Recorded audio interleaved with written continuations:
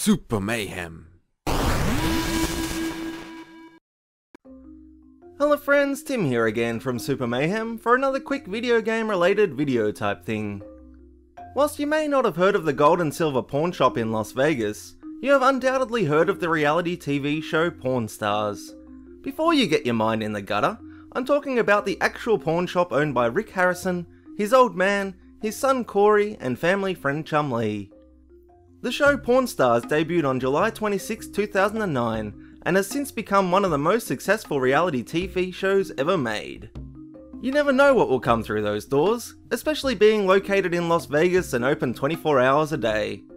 But for today we are going to bypass the classic old guns, the gold bars and the fake Rolexes that usually appear in the show, and take a look at some of the awesome video game related stuff the store has seen in the last 8 years or so.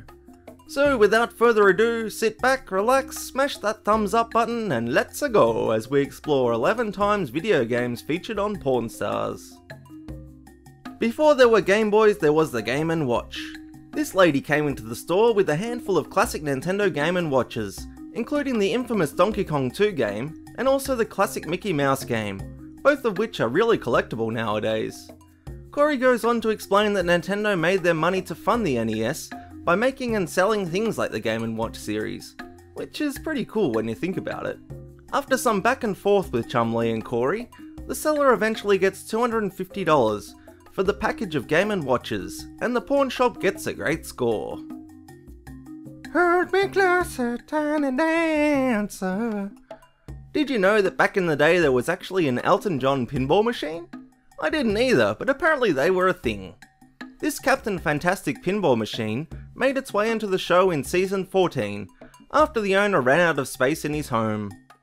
The seller was asking for $4,500 because of its condition, however it was then valued at $2,500 by one of Rick's experts. In token bartering fashion, the Pawn Stars owner offered $1,800, which is countered by the seller's lowest point of $3,000. A deal couldn't be struck because the margins just weren't there for Rick. Back in the 80s, the world couldn't get enough of arcade machines. We are talking before everyone had their own consoles in their homes, Netflix on TV, or even computers to play games. So what else are you going to do but head down to the local arcade for your video game fix? Season 4 of Pawn Stars saw this awesome collection of 1980s Japanese arcade games come into the shop for sale. Super Dodgeball, Dig Dug, and Ye Are Kung Fu were the titles, and the seller was originally asking for $1,500 for each one, totaling $4,500 for the lot. After some heavy negotiation, however, the crew of Pawn Stars were able to get all three for an amazing price of $600. Some of you may already know Pat the NES Punk from YouTube. He is mainly known for his podcast on video games, his visits to flea markets, and his massive collection of games.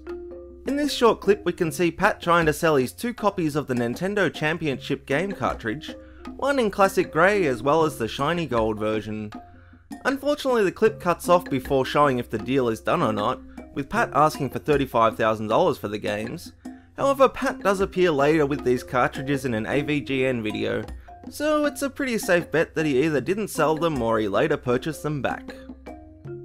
Ah, the good old Commodore 64. It had to make this list. In season 14 of Pawn Stars, a working Commodore 64 was brought into the shop. The C64 as it is sometimes known, was released back in January 1982, and has even been listed in the Guinness World Records as the highest selling single computer model of all time, with sales estimates between 10 and 17 million units.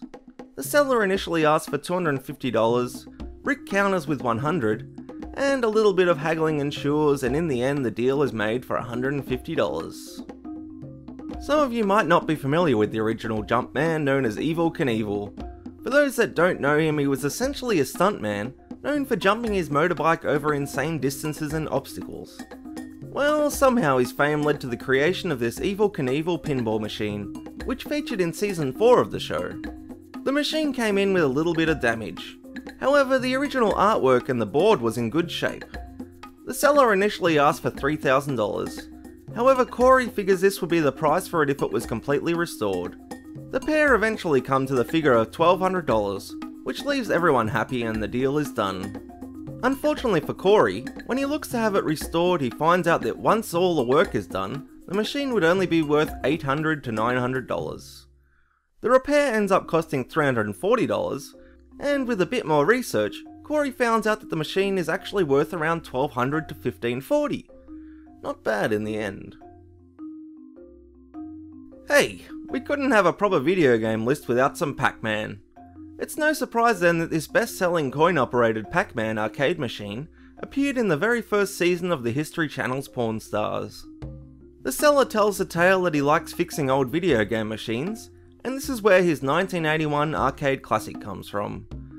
Unfortunately, there are a few cracks in the overlay that hadn't been restored, so the seller was only looking for $200 for the lot.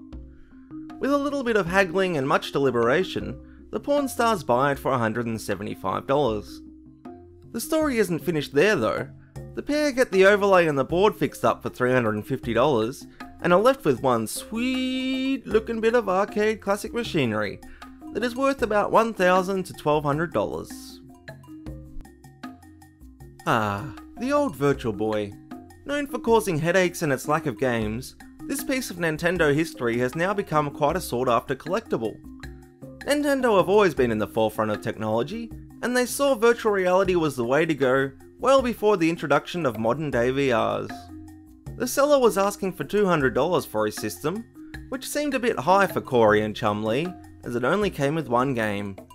The duo countered with $80, which the seller eventually caved in for and made a deal. The good old Vectrex, says Chumlee, as this punter brings in his classic old school console. For those of you that don't know, the Vectrex is a self-contained arcade video game system with 28 games included and was released in 1982. After getting in an expert to review the system, it was estimated for retail sale between $250 and $275. With a counter offer of just $100, the seller's jaw dropped comically, but they were able to make a deal at $150. Out on the road, Chumlee is contacted by a seller wanting to part with her Atari Centipede arcade machine. The classic is all about defending yourself from killer centipedes. However, it looked like the machine itself might have been attacked by a centipede sometime in the past. The seller was originally asking for $500, but since the condition wasn't perfect, the Pawn Star offered $200. The difference was too large for the seller, and unfortunately no deal was made. I had to finish this list with my absolute favourite appearance on the show. It's Somalia Wahoo! This amazing statue made its appearance on a couple of different episodes of Pawn Stars, including a best of episode, and it's easy to see why. Apparently the seller actually won this awesome statue in a game of Mario Kart. Go figure, hey. Even though it had a few bumps and scuffs on it, this classic bit of Nintendo history managed to fetch $550. Which was a bit of a bargain for the store if you ask me. I think any real collector of Mario and or Nintendo merchandise would be willing to part with a few more gold coins for this one in their games room. A huge thanks to Jacob Clark for being our first Mayhem supporter. Without the likes of him, I wouldn't be running. If you want to join Team Mayhem, please consider taking a look at our Patreon page in the description below for your chance to get some exclusive behind the scene looks at Super Mayhem, and even access to some sweet downloads. You don't need to go to the legendary gold and silver pawn shop to get a great deal. Head on over to supermayhem.com for all kinds of video game related goodies. We currently have a 30% off sale on everything over $40, link in the description below. Check it out now! Previously on Super Mayhem. If you could add a new enemy to Zelda, what would it be called?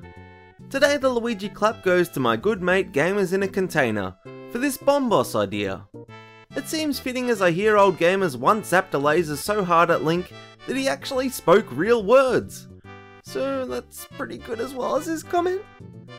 And today we will leave you with the question, what would be the worst item to see in a pawn shop? Let us know your thoughts in the comments below, and the best, most creative answer will be featured in one of our next videos. And that's it for today friends. I hope you enjoyed these 11 video games featured on Pawn Stars.